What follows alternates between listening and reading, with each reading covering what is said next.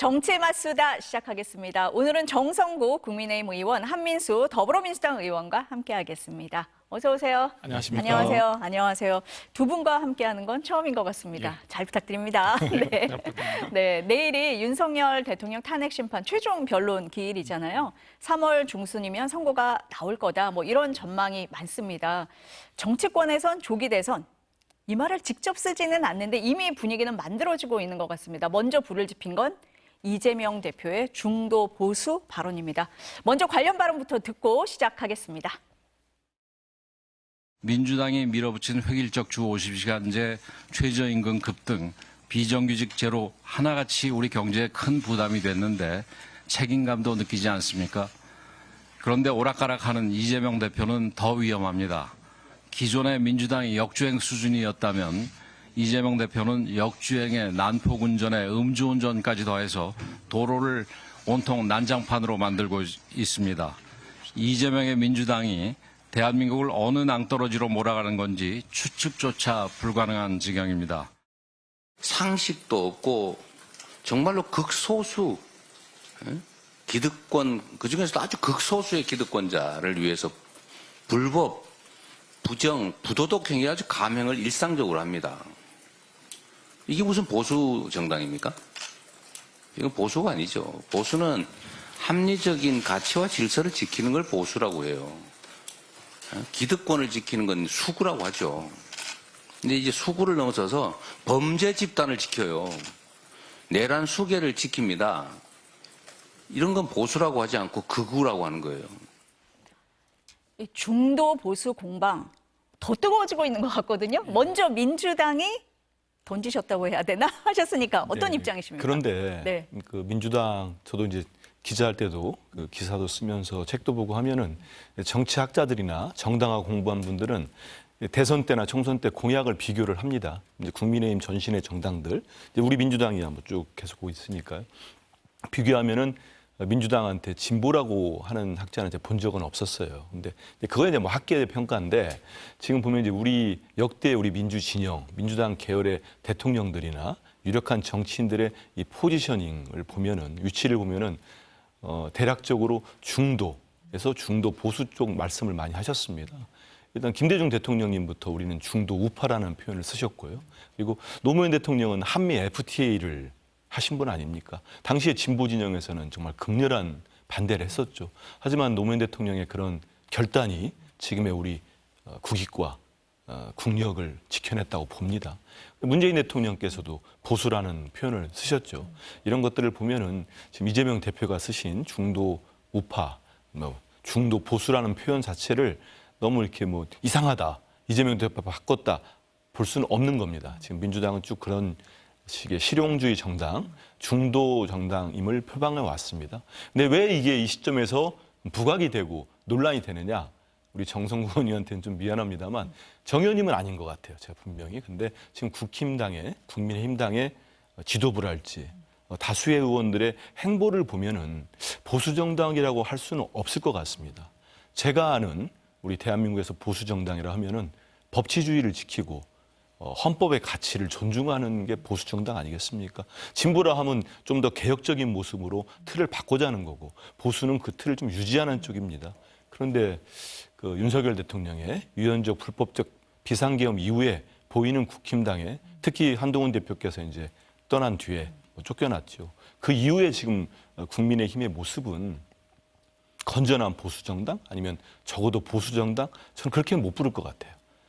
대표도 말씀하셨지만 저는 극우 정당에 가깝다 이렇게 봅니다. 그러다 보니까 우리가 중도 보수를 하니까 막 너무 격렬한 반응도 보이고 이게 논란이 된 것 같아요. 그리고 우리 민주당의 지금 정확한 말씀을 드리면 위치는 저희는 진보적 가치를 포기한다 그런 거 전혀 그렇지 않습니다. 노동의 가치, 진보 정책, 사회 분야에 있어서 적극적으로 추진할 겁니다. 그리고 중도 보수까지 정말 국민의힘이 대변하려고 했다가 이제는 아예 버리고 정말 외면하고 있는 보수 진영도 합리적 보수죠. 우리 민주당이 꼭 그분들의 뜻을 포용하겠다 이런 말씀 드리겠습니다. 민주당은 원래 중도 보수였다. 지금의 상황이 이 말을 부각시켰다. 이런 말씀이시네요? 지금 말씀하신 대로 역대 네. 대통령이 말씀드렸지만 네. 저희들은 언제나 중도 실용 정당을 기치로 갖고 있었고 합리적 보수까지도 이번에 저희들이 포용할 수 있도록 하겠다. 그렇게 이해해 주시면 좋을 것 같습니다. 어떻습니까? 동의하십니까? 좀 동의하기 어렵죠. 어렵다. 뭐 네. 한미수 대변인하고 워낙 제가 존경하는 분이지만 네. 평소 때 그렇게 하셨으면, 그러니까 지금 뭐 대선 후보까지 하셨고 이재명 대표께서, 그리고 또 지금 당 대표지 않습니까? 근데 이런 정책들이나 이런 이념의 부분들을 평소 때 이렇게 좀 강조하시거나 또 하나하나씩 차근차근 옮겼다고 한다면은 저 입장에서도 지금 굉장히 저런 말들이 우리가 좀 우리의 좀 부족한 부분을 치고 들어오는 부분일 수 있거나 하는 걱정도 될 수 있는 부분이고, 저런 말도 할 수 있겠구나 생각하는데, 저희가 바라봤을 때는 지금 정치적으로 이재명 대표께서 좀 다급한 입장인 건 맞는 것 같습니다. 그 이유 중에 하나는 일단 확장성이 지금 좀 부족하다는 이야기는 사실 나오고 있고요. 물론 저희 당도 후보들 지금 다 뭐 합쳐봐야 지지율 합쳐봐야 이재명 대표 넘지 못하고 있는 그런 거라 이야기를 하지만, 그래서 이제 지금 이 탄핵 국면에서도 왜 압도하지 못할까? 분명히 계엄은 잘못되었고 탄핵도 지금 되었는데 왜 국민의 지지율은 이렇게 비슷하게 나올까? 지금 이렇게 될 거라 예상을 못했을까 말이죠. 그러면 또 당장 이제 이번 주에 또 2심 사법 공직선거법 위반 2심 판결 검찰의 그 공판이 나옵니다. 그러다 보니까 이재명 대표가 뭘 선점을 해야 되는데, 그러다 보니까 이제 좀 다급한 정책들, 좀 깊숙이 들어오는 정책들, 이런 부분들이 올 수밖에 없다 생각하거든요. 근데 그 정책들이 저는 다 틀렸다 생각하지는 않아요. 우리 보수가 봤을 때도 저런 생각을 가지고 들어온다면 우리도 또 확장할 필요가 있다는 생각도 할 수가 있습니다. 근데 지금은 탄핵 정국이다 보니까 아무리 좋은 의도에서 했다 치더라도 100번 양보해서 아무리 좋은 방향에서 제시했다 치더라도 이것은 정치적인 이유가 들어가지 않을 수가 있기 때문에 저희가 평가는 굉장히 이렇게 좀 낮게 할 수밖에 없고 엄중하게 할 수밖에 없는 게 아니냐. 그게 지금 현실이라고 저는 생각을 합니다. 예.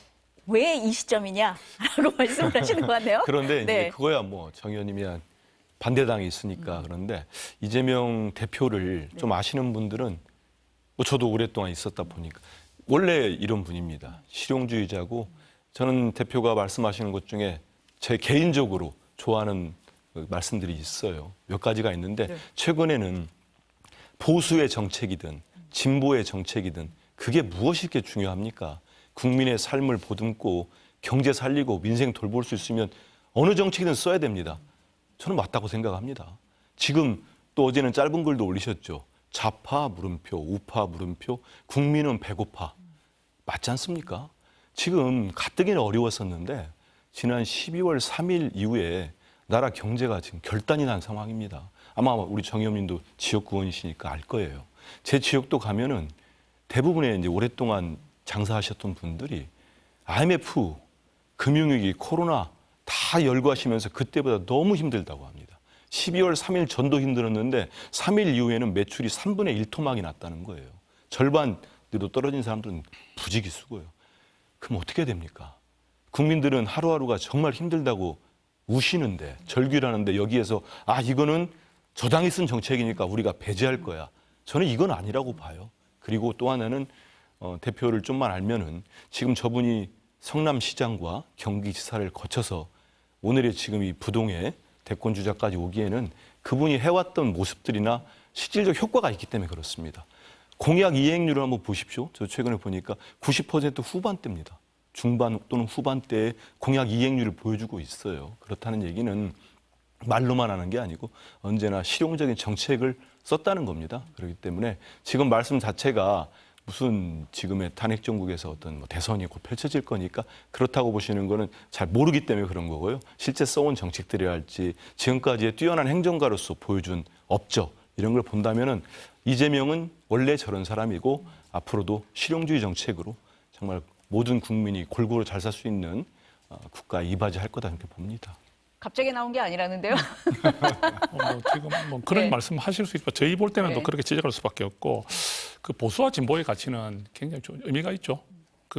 왜 지금까지 어찌 보면 진보를 대표한 분 해가지고 김대중 대통령님이라든지 노무현 전 대통령 같은 경우도 이렇게 중도까지 확장하려는 모습 보인 건 사실이에요. 그건 사실이고 그런 면들이 굉장히 또 바람직한 면도 있겠죠. 그렇지만 지금 이재명 대표께서 지금까지 줄기차게 해왔던 부분들이 이제 중도 보수 쪽으로 클릭을 하는 듯한 모습 보이고 있지만 사실 실질적으로 지금 또 이루어진 게 없어요. 하나만 예를 들더라도 제가 한 번씩 이렇게 말씀을 드리는데 이 반도체 특별법이 정말 지금 너무나 지금 빨리 지금 통과돼야 될 정도로 급박한데 그 52시간 그 예외 규정 같은 경우는 직접 그 의지를 보이셨잖아요.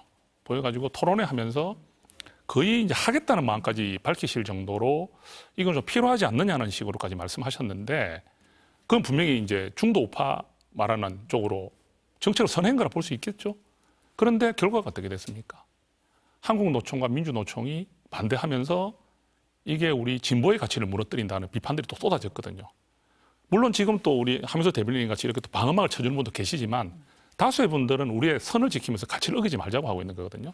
그런데 지금 그렇게 말은 하고 계시는데 실제로 지금 이루어지고 있는 부분들이 좀 약한 부분들이 있다는 것도 말씀드리고 그래서 저는 이거 지금 이 논쟁이 어찌 보면 저희들 입장에서도 좀 신경을 쓰이는 부분이 이게 지금 국민들이 제일 바라볼 때 아까 말씀하신 대로 저도 그 지역구를 가보면 너무 장사가 안 된다고 이야기를 합니다. 그러니까 좀 먹고 살기는 해주면서 정치를 하고 싸워라 이런 말을 들으면 제일 가슴이 아픕니다. 내가 당신을 국회의원으로 뽑을 때는 그 이유 중에 하나가 국민들이 잘 살게 해달라는 거 아니겠느냐. 예. 그렇죠? 그런데 지금 우리가 하는 이 방향들이 우리 국민들이 바라는 눈으로 해야 되는 부분인데 지금은 이런 부분들이 뭐든지 보면은 어떤 우리 진영의 논리로서 지금 이렇게 평가받는 부분이 아쉽기도 하고 안타깝기는 합니다. 그래서 지금 우리는 어떻게 생각하느냐. 그렇다면 우리 서로가 그런 생각을 해야 될 것 같아요. 우리가 좌클릭하든 우클릭하든 이것이 선거 국면이라든지 이런 정치의 급변에서만 나와서는 안 되고 평소 때 우리 국민들께 이런 좀 좌우가 있었던 부분이 합리적인 쪽으로 이렇게 모아지는 정책들이 쏟아져 나올 때 그럴 때 우리 국민들이 신뢰를 하는 거 아니겠습니까? 근데 그런 부분들이 부족했기 때문에 이재명 대표께서도 이런 본인이 정말 그 진정성 있는 마음을 가지고 있더라도 비판을 받을 수밖에 없고 또 진영 안에서조차 또 비난이 나올 수가 있는 것이거든요. 그래서 이런 부분들에 대해서 민주당도 뭐 정략적으로만 판단하지 않겠죠.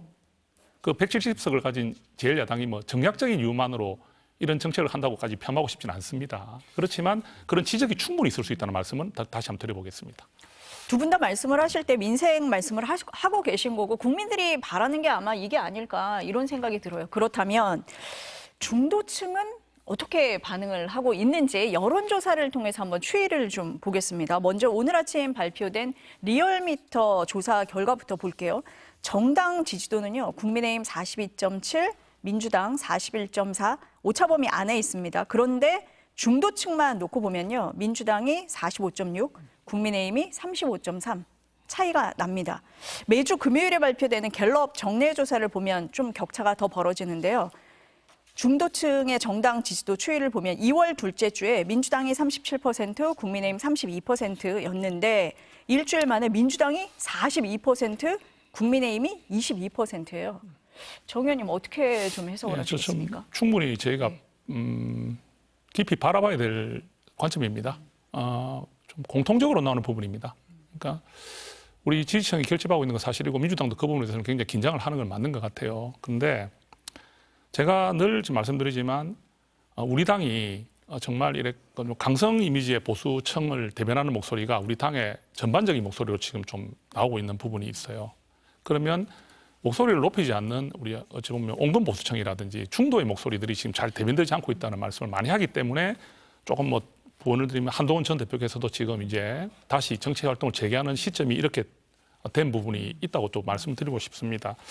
그래서 지금 저희들이 중도의 마음을 잡기 위해서 지금 여러 가지 그 정책들도 필요합니다. 그래서 제가 뭐 우리 권성동 내대표 교선단 전설 중에서 몇 개 뭐 소개를 드리면 뭐 연금 개혁을 추진하자 한다든지 또는 민생의 주경이 필요하다, 반도체 특별법도 통과가 돼야 된다, 그다음에 뭐 인구 전략 기획부를 신설하자 이런 많은 좋은 대안을 냈어요. 냈는데 이런 내용들이 과연 국민들에게 와닿을까? 그러니까 국민의힘 역시 이렇게 하고 있지만 지금 강성보수층을 바라보고 그죠? 거기에 우리 목소리들이 대변되고 우리 지도부들이 그쪽 말씀에 많이 좀 이렇게 반응하는 듯한 모습을 보이고 하는 것들을 보면서 국민의힘이 과연 중도의 마음을 얻으려는 노력을 하고 의지가 있는가에 대한 의심을 할 수밖에 없잖아요. 그렇기 때문에 시간이 많지가 않습니다.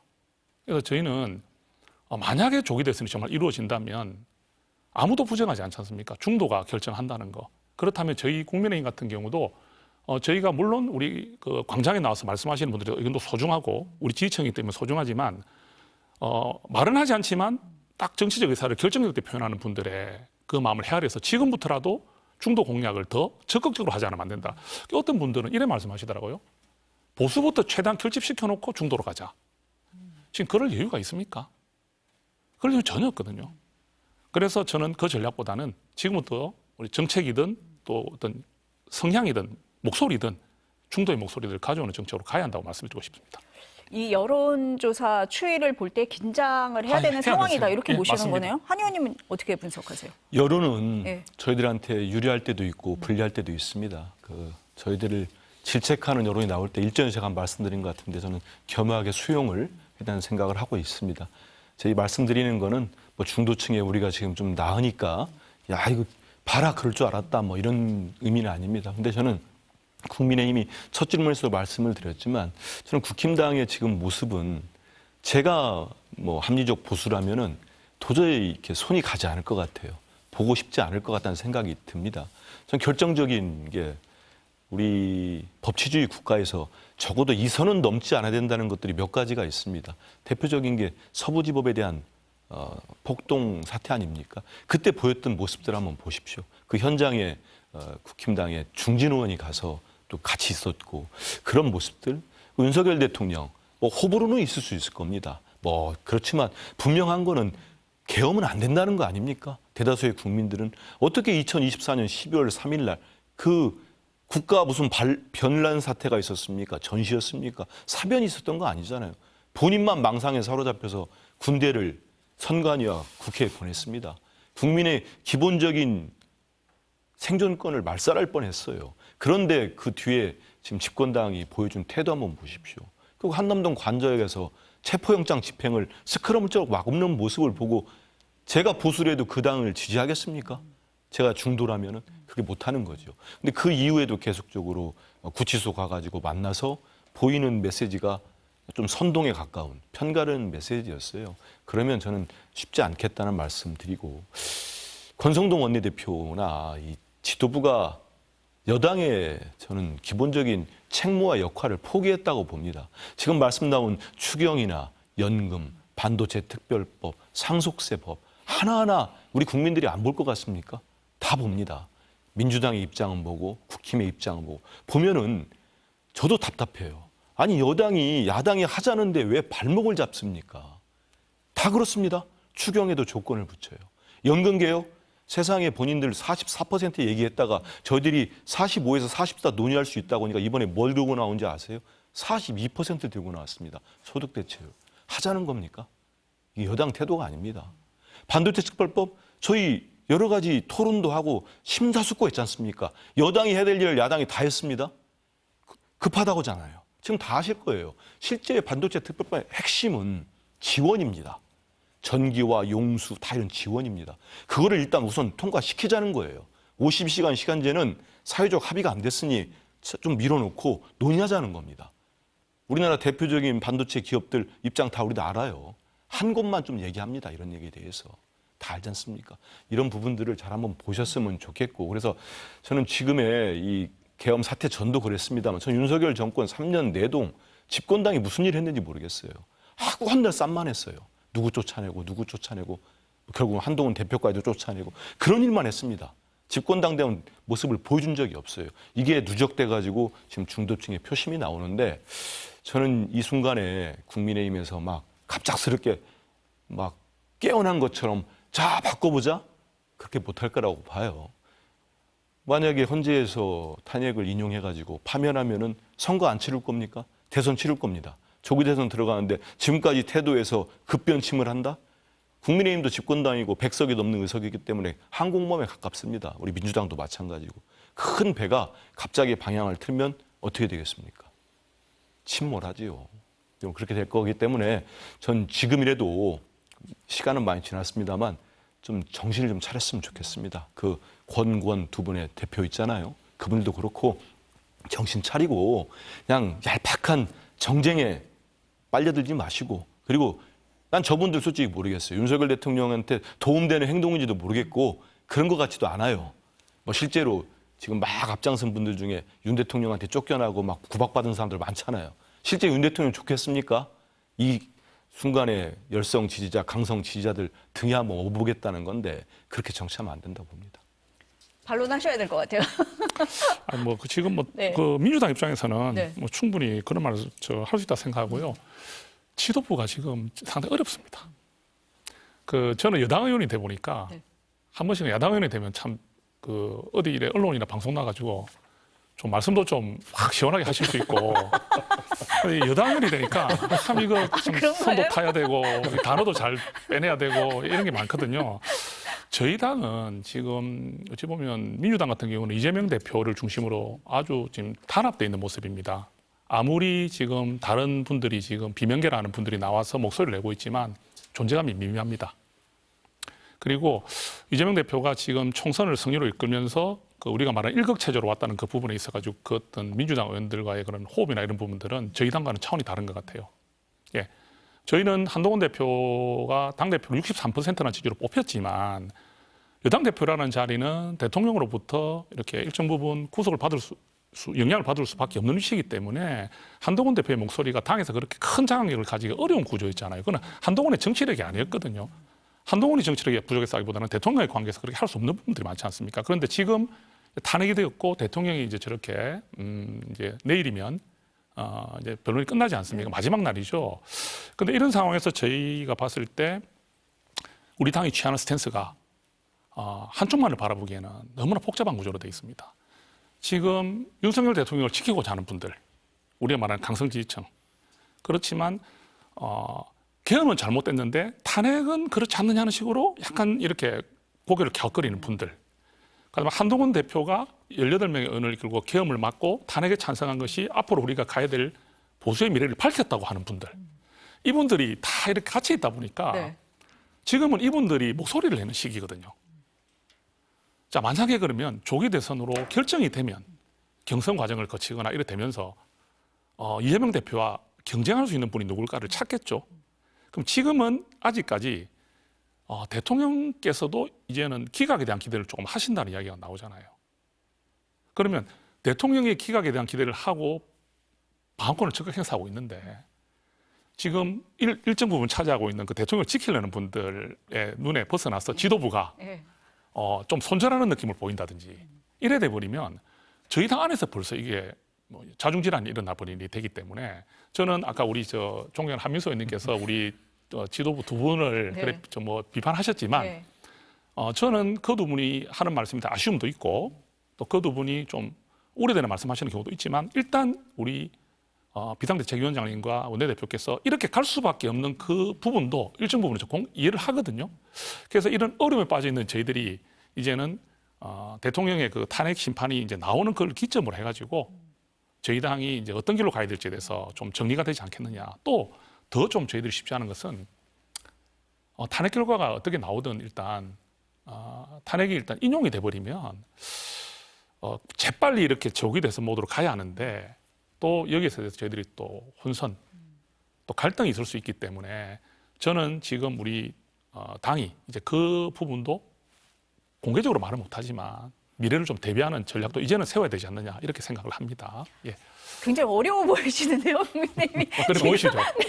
그런데 네. 이제 그래도 네. 저는 뭐 여당 의원이니까 네. 또 정승구 의원님이 원래 인품이 되니까 이렇게 하지만 저는 권영세 당대표께서 네. 비대위원장께서 최근에 그 비상계엄 해제 결의 그 순간에 본인이 갔더라도 찬성 해제하는데 동참했겠느냐, 표결 안 했을 거다. 전 그 얘기는 좀 충격적이었어요. 그 얘기는 그러니까 극우정당, 내란 동조정당이라는 비판을 들어도 어떻게 할 도리가 없을 거예요. 그런 엄중한 시기에 정말 본인들, 그분도 검사 출신 아닙니까? 분명히 이 법이, 아니 이 계엄이 잘못됐다는 건 알 겁니다. 뭐 법 공부 안 했다고 누구나 알 수 있는 거 아닙니까? 위헌적이고 불법적인 비상계엄이고 그 여파가 지금까지 오고 있다는 걸 다 아는데 그래도 그런 얘기를 한다? 이거는 윤석열 대통령과 같이 가겠다는 거죠. 근데 이거를 탄핵 인용이 돼서 기각되고, 아니 인용이 돼서 이제 파면이 되고 윤석열 씨가 그럼 대선 치러야 되는데 그때 갑자기 어떻게 바꾸겠습니까? 전 이미 중도층의 표심이 더 멀어질 가능성밖에 없다고 봐요. 이분들 못 바꿀 거라고 봅니다. 그러면은 뭐 이걸 뭐 한동훈 대표 같은 분이 또 등장을 해서 하다 보면은 전 국민의힘은 더 자중질환이 벌어질 것이고, 그럼 지금 현재 그 극렬한 지지층으로부터 지지를 받아가지고 1위로 지금 나오고 있는 분 있지 않습니까? 김문수 장관 같은 분을 어떻게 중도층이 받아들입니까? 보수라면은 그건 저는 도저히 안 될 것 같아요.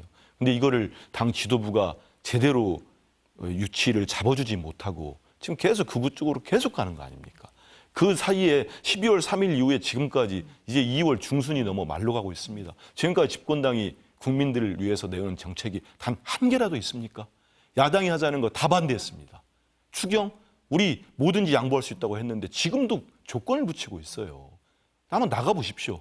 그분들도 지역구 있는 분들일 텐데 국민들 삶이 어떤지.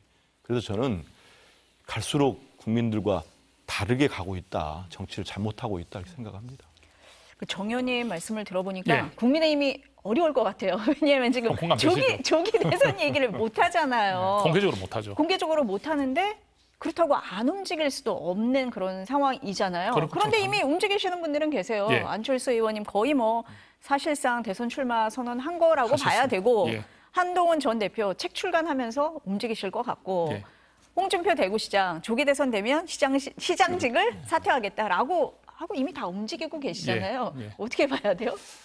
그게 저희들이 이제 아까 말씀드린 대로 조기 대선을 준비하지 않고 있다가 닥칠 그런 혼란과 위기를 미리 대비하자는 의미인 것 같습니다. 지금 거론되는 분들이 여러 분 계시는데 그 분들을 뭐 다 훌륭한 분들이시죠. 저희 당의 다 자산이시고 정말로 정치력도 대단하신 분들이라고 생각합니다. 근데 저는 이제 제가 개인적으로 볼 때는 그런 관점을 바라보죠. 경선 과정에서는 분명히 좀 어떤 후보에 대한 선호도가 갈릴 것 같습니다. 그러니까 뭐 어찌 보면 김문수 장관이 있다면은 어떤 지지층은 그쪽으로 쏠릴 것이고 한동훈 전 대표가 있으면 그쪽으로 하고 이렇게 나뉠 거지만 그거를 나뉘지 않고 보는 분들이 봤을 때는 과연 이분들 중에서 나중에 아까 말씀드린 대로 이재명 대표를 상대할 수 있는 분이라면 중도가 와야 되는데 우리 후보들 중에서 중도 확장성을 가진 후보가 누구지? 그러면 나는 A라는 후보를 지지하긴 하는데 이분이 대선에 갔을 때는 이재명 대표는 안 될 것 같아. 그럼 전략적으로 이 B가 가야 될 수밖에 없겠구나 하는 판단을 한다는 거죠. 하겠죠. 우리 보수라는 네, 것 자체가. 네. 그런 전략은 취할 수밖에 없거든요. 예. 그렇기 때문에 저는 경선 과정에서 일정 부분은 선호하는 지지가 있지만 또 일정 부분은 전략적 선택을 한다고 봅니다. 그랬을 때 제가 바라볼 때는 한동훈 전 대표가 가지는 좀 장점이라고 본다는 부분, 아까 말씀드린 대로 중도 확장성도 있지만 비상계엄을 반대하고 국민과 함께 맡겠다고 가장 먼저 선언했던 그 모습은 정말 그거는 대단한 모습이었잖아요. 그리고 저희들 18명 의원이 뛰어갔지 않습니까? 그 모습은 분명히 우리 보수도 계엄이 잘못됐다 하고 있습니다. 아까 우리 권영세 비상대책위원장이 그런 표현을 하신 부분은 좀 아쉬운데 분명히 우리 거의 절대 다수의 분들이 계엄이 잘못됐다는 걸 인정 안 하는 분은 없어요. 탄핵 과정에서 좀 갈라진 거죠. 그죠? 그래서 저는 그런 부분에서 우리 전략 판단을 할 거기 때문에 한동훈 전 대표의 가능성을 좀 높게 보고 있는 편이고 또 이게 사법 리스크가 걸리지 않아야 되는 부분이 있습니다. 그러니까 이재명 대표께서 지금 사실 사법 리스크로 굉장히 지금 어려움을 겪고 있는 건 사실 아니겠습니까? 벌써 이제 이번 주 내일 모레 그게 나오니까 2심 공판이. 그러면 우리 후보들 중에서 앞으로 사법 리스크가 엮이지 않을 사람이 누굴까? 어떤 사람이 사법 리스크 영향을 받지 않고 좀 어찌 보면 도덕성이나 이런 부분에 대해서 좀 강점을 발휘할 수 있을까도 선택의 전략적 요소가 되겠죠. 그렇게 해서 다 훌륭한 분들이시지만 이번에 이제 곧 국민들께 다시 인사를 드리게 한 대표의 가치를 높게 평가하는 것이고요. 그래서 지금 뭐 책이 또 예약 판매가 들어갔는데 계속 지금 베스트 1위 아닙니까? 그게 뭐 그렇다고 이유가 다 하네요. 있겠죠. 네. 그게 본인이 그냥 많이 사신 거 아닙니까? 팬덤만 갖고는 되는 건 아니래요. 네. 이 부분은 네. 팬덤만 갖고 되는 건 아니고 또 이제 곧 모레부터 현장 판매 들어가면 네. 또 더 이렇게 국민들의 관심이 커질 거기 때문에 한 대표에 대한 좀 오해나 또는 좀 그런 부분들이 좀 해소가 될 가능성이 높다고 보고 저는 그렇게 생각합니다. 정 의원님은 그러면은 명태균 씨 의혹에서도 예. 한동훈 전 대표가 좀 자유로운 부분 그런 부분도 완전 말씀을 자유롭죠. 하시는 걸까요? 네, 완전 자유롭죠. 그러니까 지금 저는 명태균 리스크가 그 뭐 특검법으로 발전해가지고 이렇게 되는 부분에 대해서는 분명히 저희들은 반대를 하고 있습니다. 저희 뭐 표현하고 있는 친한계라 하는 그런 분들도 이야기를 좀 나누다 보면 거기에 대해서는 반대입니다. 근데 그게 특검법을 떠나서 검찰이 지금 조사를 하고 있고 중앙 지금 그 지검으로 넘어갔잖아요. 그럼 거기서 또 문제는 명태균이 스스로 공개하고 있는 지금 자료들이 계속 나오고 있습니다. 그러다 보면 거기에 연루된 분들에 대한 의혹이 나오게 되면 이게 의혹이 있다는 자체로도 좀 부담스럽긴 하잖아요. 그럼 우리 지지자들이 봤을 때는 당연히 그 부분에 대해서도 전혀 연관이 없고 아무런 관련이 없는 후보에 대해서 가치를 둘 수밖에 없지 않겠나 이렇게 생각을 해봅니다. 한 의원님이 네. 여권 주자들을 이렇게 분석을 해보시면 지금 어떻습니까? 근데 그 네. 마음속에 이렇게 생각 안 하시는 것 같은데 다들 훌륭하다고 하면서 제가 볼 때는 한동훈 외에는 다 훌륭하지 않다고 보는 것 같아요. 이게 다 드러났습니다. 드러났는데 우선 네. 저는 그 국힘 그 의원들이나 네. 지도부가 조기 대선에 조기 대선 꺼내지도 말라고 하면서 네. 대선 꺼내지 움직이는 거 보면은 좀 비겁해 보여요. 그렇잖아요. 막 누가 토론회 한다면 우선이 몰려가잖아요. 다 올려 그 표 보셨죠? 그 김문수 장관 토론회 때 간분, 오세훈 시장 모임 때 간분, 양쪽 다 가신 분. 표가 다 돌았어요. 기자들이 저도 보내줘가지고 봤습니다. 우리 정 의원님 안 계셨던 것 같은데 그래서 그 차라리 네. 우리 당 이러면 안 된다. 중도층 멀어지고 차라리 이제는 윤석열 손절하자. 그게 용감한 거죠. 그냥 오직하면은 주반 야대가 뭡니까? 낮에는 탄핵 반대한다면서 밤에는 대선 준비한다는 거 아니겠습니까? 이거 언론에서 보면 얼마나 한심하면 언론에서 이렇게 지적을 하겠어요. 은밀한 이중생활 이게 뭐 하는 짓입니까? 이 언론 제목입니다. 국힘 의원들 은밀한 이중생활. 그래서 참 부끄럽다는 생각을 하고요. 두 번째는 저는 몇 명의 의원 이제 후보들이 이제 여러 명 지금 뭐 두 자릿수까지 얘기 나오잖아요. 10명 나오지만 결국 지금까지 뭐 제가 봐도 그렇고 한 4분 정도로 이렇게 뭐 되겠죠. 그리고 국힘 지도부도 컷오프를 어떻게 하는 거에 고민들이 좀 있는 것 같습니다. 왜냐하면 근데 저는 그게 잘 안 될 경우는 국민들 앞에서 여러 가지 참 실망스러운 모습을 많이 보일 것 같아요. 가령 그게 결정적인 게 저는 그 비상계엄도 그렇지만 탄핵을 찬성하느냐 반대하느냐 가지고 유력한 후보들이 대략적으로 제가 보면은 한 4분 정도 된다고 하면은 그 김문수 장관 뭐 이름 다 얘기했었으니까 오세훈 시장, 홍준표 시장, 한동훈 대표님까지 4분인데 그러면 탄핵 찬성과 탄핵 반대, 탄찬 탄반이 나눠서 정말 우리 MBC에도 와서 거칠게 논쟁이 붙을 가능성이 있습니다. 그런 모습을 보는 정말 뭐 진보 진영 빼고 중도까지 다 합쳐서 우리 국민 대다수가 볼 때는 저 당에 우리의 미래를 맡길 수 있을까? 삶을 그런 되게 한심한 모습을 볼 가능성이 높아졌다. 이런 말씀을 또 드리고 꺼내신 말씀이니까 또 4분 중에 유력하신 분 한 2분 정도는 명태균 게이트에 저는 상당히 그 의혹이 있는 것 같아요. 왜냐하면 무엇보다도 저는 정직 하지 못한 정치인들은 도태될 가능성이 높습니다. 근데 홍준표 시장이나 오세훈 시장님께서는 말씀을 하면은 명태균 변호사에 의해서 완전히 탄핵이 돼버립니다. 반박이 돼요. 또 반박 못 하더라고요. 워낙에 자세히 얘기를 하니까. 그래서 잔칫날 돼지 잡는다고 하던데 그럴 수도 있겠다. 요즘 심각한 상황이다 이런 보기 때문에 그러면은 뭐 이런 어떤 대선 캠페인이 시작됐을 때 집권당의 대선 캠페인이 국민들께 어떤 희망을 준다거나 아니면 한번 봐야 되겠다. 정책적으로 무슨 정책이 그런 게 아니고 뭐 이미 대선이 있다는 거는 윤 대통령이 대통령직을 잃은 상황 아닙니까? 그런데 뭐 죽은 윤석열을 놓고 살리자 말자 하면서 탄핵에 찬성한다, 반대한다 이런 논쟁이 벌어질 가능성이 높고 또 그중에 절반가량은 특검이 이제 저희들이 발의했으니까 27일 날 처리할 거 아닙니까? 그러면 설사 정부에서 거부권을 쓰더라도 다시 이제 또 재의결 상황이 올 겁니다. 그때는 지금 많은 국민들이 예상할 때는 윤 대통령 파면 이유가 될 겁니다. 그럴 때 그 전국상이 어떻게 흘러갈지 이런 부분들을 우리 국민들이 보시지 않을까 싶습니다. 그러니까 한 의원님은 그 탄핵에 대한 찬반이라든지 명태균 씨 의혹 이런 부분과 여권 주자들이 좀 연관돼서 국민들이 판단을 하실 수 있다 이렇게 보시는 거예요. 그러다 보면은 네. 집권당의 그 후보를 뽑는 그 경선 그런 캠페인이 아주 정말 진흙탕이 될 가능성이 높아요. 그래서 저는 그래서 그 근본적인 원인이 계엄 이후에 한동훈 대표는 탄핵 찬성하셨지 않습니까? 그 지도부가 붕괴되면서 지금의 권성동, 권영세 지도부가 들어서면서 아예 윤석열 대통령과 한 몸이 돼버렸어요. 지금 이거는 저는 수렁에 빠졌다고 봅니다. 지금 당장이야 그 지지율 이제 보수층이 극렬 보수층이 응답도 높고 하니까 좀 나오는 것 같으니까 좀 취해 있는 것 같은데 이게 좀씩 지금 벗겨지고 있지 않습니까? 중도층의 격차랄지 이런 거 보면 그래서 좀 때가 늦지 않았나 싶은데 그건 또 뭐 국민의힘에서 알아서 해야겠죠. 정 의원님도 앞서서 그 부분이 좀 우려된다, 자중질환이 우려된다라는 말씀이 그런 같은 맥락이신 것 뭐 같은데요. 그런 예. 지적은 할 수 있고요. 그런 예상은 누구나 할 수 있을 것 같습니다. 저희 당이 지금부터 잘해야 될 것 같습니다. 분명히 보수는 결집을 좀 어느 정도 했고, 근데 참 냉정한 현실은 중도거든요. 근데 요즘 언론에서도 이 중도에 대한 여론조사를 또 많이 표현을 하시네요. 그 중도의 여론이 어떻게 흘러가고 있는지에 대한 조사들도 계속 알려주는 이유가 이 부분에 대해서 그럼 국민들은 뭘 먼저 보냐?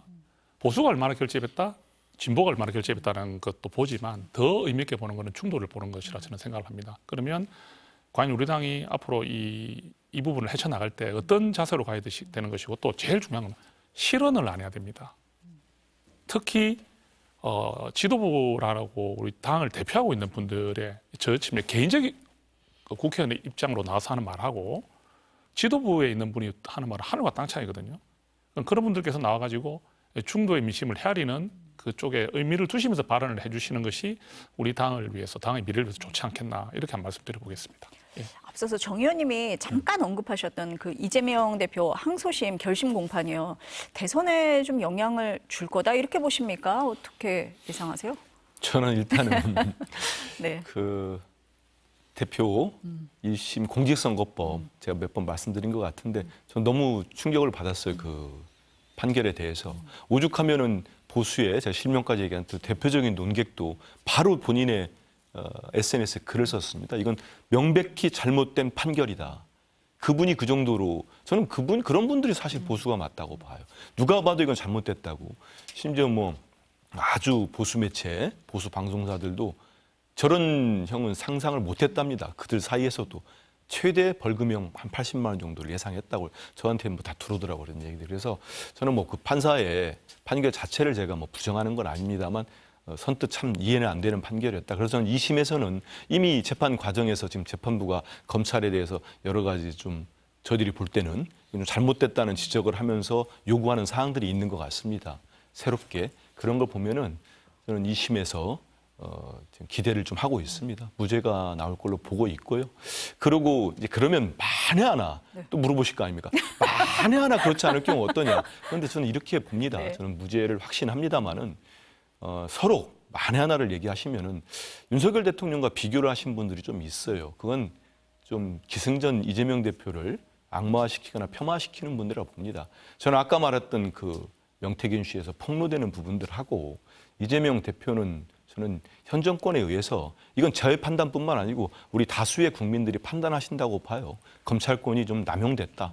형평성을 상실했다. 만에 하나 김건희 여사나 뭐 그쪽 진영에 대한 제대로 수사가 되고 윤 대통령이 최혜병 특검을 받아들였다면은 지금 뭐 저런 처지까지 왔겠습니까? 모두 거부하지 않았습니까? 오로지 찐윤 검사들을 동원해가지고 저는 윤석열 대통령 우리 국민 삶에 도움되는 정책 한 거 있습니까? 오로지 민주당 파괴하려고 했고 본인과 대선 때 겨뤘던 사람 앞으로 대선 같이 겨루지도 않을 사람이에요. 그런데도 그렇게까지 끝까지 제거하려고 했습니다. 정적을. 이건 국민들이 다수의 국민들이 공감합니다. 그런 차원에서 지금 무슨 5개 재판, 몇 개 재판, 몇 개 혐의 그게 무슨 의미가 있습니까? 윤석열 검찰이 수사하고 윤석열 검찰이 기소했고 거기서 재판하고 있는데요. 좀 그 말씀 드리고 싶어요. 그래서 우리 국민들이 이미 그건 다 많은 생각들 하시고 생각이 반영이 됐다고 봐요. 그래서 2심에서 만약에라도 좋지 않은 결과가 나오더라도 만약 국민 다수가 그때 가면은 이제 윤 대통령이 파면이 되면은 우리 민주당 같은 경우는 경선 벌어질 때 아닙니까? 거기에서 우리 국민들이 또 우리 민주당 지지층이랄지 당원들이랄지 많은 국민들이 판단을 할 겁니다. 한 번 더 국민들이 판단할 그럼요. 시간이 있다. 그때 할 판단하고 거다. 네. 그리고 뭐 대법원 최종심도 아니기 때문에 저는 대표의 대선 행보에는 전혀 문제되지 않는다 이런 생각합니다. 정 의원님은 어떻게 보십니까? 굉장히 좀 긴장이 되고 있을 것 같아요. 왜냐하면은 우리 한미소 대변인 말씀처럼 그때 막 벌금형이 나올 가능성이 높다는 이야기는 있었습니다. 저희는 벌금형 뭐 300만 원, 500만 원 이런 식으로 실형은 조금 이제 의외란 이야기도 사실 있었던 거 맞는 것 같아요. 근데 이게 공직선거 1심이 징역 1년, 집행유예 2년이거든요. 이 부분을 항소심에서 얼마나 좀 뒤집을 수 있을까? 상당히 지금 어려운 입장이라고 보고요. 그래서 이제 이게 어떤 문제가 있냐면 2심이 확정되면 3심에 가서 뒤집는 건 더 어렵습니다. 그러면 국민들이 어떤 생각을 하냐면 그리고 또 나중에 또 하나 더 이런 질문이 나오겠지만 과연 이게 재판이 계속되느냐 이야기는 계속 나오는 논쟁 아닙니까? 헌법 84조의 바탕으로 하는 거. 근데 국민들은 불안을 가질 수밖에 없어요. 왜? 재판이 멈춘다는 규정 자체가 없기 때문에. 그죠? 그 규정 자체는 없어요. 없기 때문에. 해석의 분야가 가버리기 때문에. 그럼 만약에 2심에서 실형이 나왔을 때 대통령에 당선됐더라도 최종심이 나올 수 있구나 하는 식이 돼버리면 이재명 대표가 또 대통령이 당선됐을 때 또 우리가 이런 대혼란을 겪어야 하나? 또 우리가 어찌 보면 대통령이 또 바뀌게 되나? 이런 불안감은 어찌 보면 진보에 있는 분들은 결집을 하지만 중도가 흔들릴 수 있는 거죠. 왜? 중도는 또 나라의 또 어떤 어지럽게 우리가 돌아가는 전국이라든지 나라의 위기를 바라지 않기 때문에 불안전한 후보를 대통령으로 만드는 것은 좀 그렇지 않느냐는 이야기가 나오면 그렇다고 해서 저는 이재명 대표 2심이 실형이 나온 데서 다른 후보들에게 기회가 간다 생각하지는 않아요. 그러니까 이재명 대표의 그 지금 위치가 너무 확고하시기 때문에 또 재판이 어떻게 된다는 게 나오지 않았기 때문에 그죠? 일단 뽑아놓고 보자 그렇게 생각할 수 있는 거기 때문에 결집은 하는데 이게 과연 대선에 갔을 때 중도가 바라볼 때 2심까지 실형 나온 후보를 우리가 뽑아가지고 이런 국가적 대혼란을 다시 겪을 수는 없다. 언제 우리가 또 이런 식으로 그러면 어떻게 이렇게 추락하는 국격이라든지 우리 민생의 이 어려움을 갖다가 해결할 수 있겠느냐. 그래서 이재명 대표가 상당히 어려운 지금 난관에 올 수 있다. 그래서 모레 나오는 거는 검찰의 이제 결심 공판이기 때문에 20은 3월 한 중순 이후에 나오지 않습니까? 3월. 그렇죠. 그때 대통령의 탄핵과 맞물리면서 굉장히 우리 한번 좀 전체가 출렁거리는 일이 한번 생길 것 같다. 이렇게 예상해 봅니다. 뭐 결과는 혹시나, 그때 봐야 알겠죠. 그럴 것 같지는 않지만 네. 우리 정 의원님이 우려하는 대로 혹시나 우리 방송을 보는 중도 성향의 국민들께서 불안하실 필요 없다. 왜냐하면 제가 말씀드린 대로 중도층 안심하시라. 윤석열 정치검찰에서 만들어진 네. 다 혐의들이고요. 네. 저는 무죄가 나올 거로 보고 설사 그렇지 않더라도 국민들께서 믿고 맡기는 정치인이기 때문에 딱 그 권한을 받으신다면은 그 다수의 헌법학자들과 소위 헌법 84조에 의해서 그 직을 수행할 때는 그 중지가 되게 돼 있습니다. 그러니까 국민들께서 충분히 설명을 들으시면은 어차피 잘못된 기소였고 잘못된 수사부터 시작한 거기 때문에 걱정 안 하셔도 된다는 말씀드리겠습니다. 걱정하시지 말라. 말씀만 중도층에. 저 하면서 의원님 지금 대변인 역할 잘하시는 것 같아요. 다만 이게 이제 검찰의 기소와 법원의 판단은 좀 다르지 않습니까? 뭐 그 검찰의 기소가 무리했다는 부분들이라든지 이런 부분들에 대해서는 충분히 저 민주당에서 이야기할 수 있습니다. 있는데 우리가 뭐든지 지금 이야기하는 것은 사법부의 판단이잖아요. 검찰은 사법부는 아니거든요. 그러면 사법부에서 1심, 2심이라는 의미는 국민들이 다르게 받아들이지 않습니까? 그래서 저는 검찰의 기소 여부가 무리했다 이런 부분을 말씀드리는 건 전혀 아니고 1심에 이어서 2심이 이렇게 다시 실형이 나왔을 때의 부분은 분명히 우리 의미가 다르게 다가올 것이라는 이야기를 드린 것입니다. 결과가 나오면 두 분과 함께 이 얘기는 다시 한번 해보도록 하고요. 마지막으로요. 김상욱 국민의힘 의원이요. 오늘 광주 갔잖아요. 탄핵 그 반대 집회에 대해서 사과를 했는데 국민의힘 안에서는 좀 공격을 많이 한 것 같습니다. 비판을 많이 하고 김상욱 의원에 대해서 어떻게 보세요, 정 의원님? 저는 우리 김상욱 의원하고는 굉장히 좀 지금 참 인간적으로도 좀 가깝게 잘 지냈고요. 또 우리 의원님의 그 어떤 소신이나 생각을 정말 존중합니다. 존중하기 때문에 그분의 목소리가 또 때로는 우리에게 경종을 울리는 것도 있었다 생각하는데 근데 이런 건 있는 것 같아요. 모든 것이 비판이 돼버리거나 이래 돼버리면 우리의 정체성이라는 게 있거든요. 저도 이제 국민의힘 의원이고 또 우리 국민의힘이 저에게 공천에서 국회의원의 기회를 준 또 보수의 그런 가치를 잘 실현해라는 의미가 있는데 우리 당의 부족한 부분이나 우리 당의 이런 부분들을 비판하고 건전한 말을 할 수는 있지만 이것이 선을 넘거나 너무 지나치게 잦아지거나 이래서 과연 이 의원의 우리 국민의힘의 정체성과 전혀 다른 결의 지금 행동을 하는 게 일상화돼 버리게 된다면은 우리 보수 지지층들이 봤을 때는 굉장히 부담스럽고 좀 힘들지 않겠습니까? 그래서 그런 부분들에 대해서 김상욱 의원께서 좀 잘 인지해 주셨으면 좋겠다는 마음이 있었는데 오늘 이제 광주에 가신 것도 이 이유가 그거잖아요. 그 광주에서 있었던 탄핵 이제 반대 집회에 대해서 사죄하겠다고 간 거잖아요. 근데 이제 사죄를 하는 그 부분을 김상욱 의원이 어떤 자격으로 하셨는지에 대해서 먼저 물어볼 수 있잖아요. 그죠? 국민의힘을 대표하는 예를 들어서 대표가 간다든지, 그죠? 어떤 이유가 좀 분명해야 되는데 본인의 108명 의원 중에 한 명의 의원으로서 본인의 소신은 맞지만 이것이 국민의힘의 이야기냐 또는 뭐 어떤 경우는 친한계라고 또 연결이 됐기 때문에 한동훈 대표의 뜻이냐 뭐 이런 식으로 인식되고 또 충분히 또 언론에서 그렇게 또 평가를 할 수 있기 때문에 이런 부분에서 굉장히 신중해야 한다. 본인 한 명의 발언이 한 명의 국회의원이 아니라 지금 김상원이 가지는 그 어떤 존재감이라는 것은 한 명의 국회의원이 아니다. 그래서 이번에 이 광주로 내려가는 부분에 대해서 굉장히 신중하게 판단해야 돼서 우리도 그런 뜻을 좀 전한 걸로 알고 있습니다. 그런데 이제 끝까지 소신대로 하시겠다 했기 때문에 오늘 또 가신 걸로 알고 있는데 소신은 존중하되 그 가는 모습에 대해서 우리 당이 전반적으로 좀 맞지 않다고 생각하는 게 지금 견해라고 저는 생각을 합니다. 지금 친한계 의원 말씀을 하셔서 그 친한계 의원들 단체 대화방에서도 나갔다 뭐 이런 네, 얘기가 나간 거는 사실입니다. 네. 예. 친한계 의원들이 권유를 하신 건가요? 권유라고 네. 보기보다는 우리가 이제 우리 전체의 어떤 뜻을 전달해 드렸을 때 진짜 뭐 누구 말보다 개라고 한다면은 그 개라는 것은 나름의 의식을 공유하잖아요, 생각을. 근데 공유한 생각을 드렸는데도 불구하고 본인이 본인 뜻을 그대로 하겠다고 한다면은 그럼 우리가 이렇게 뜻이 맞지 않는다는 데 대해서 서로가 한번 생각해 볼 필요가 있다는 뜻은 전달됐는데 그 부분에 대해서 김상호 의원께서 이제 그렇게 행동을 하신 거라고 저는 생각을 합니다. 한 의원님한테는 짧게만 뭐 논평이라고 할까요? 그럴까요? 어떻게? 김상우 의원님 네. 저런 모습은 저는 평가합니다. 근데 저는 안타까운 게 5.18 광주 민주화 운동은 그 지금 국민의힘에서 배출했다고 하는 보수 대통령인 김영삼 대통령에 의해서 정치적, 법적, 역사적으로 이미 정리가 된 문제입니다.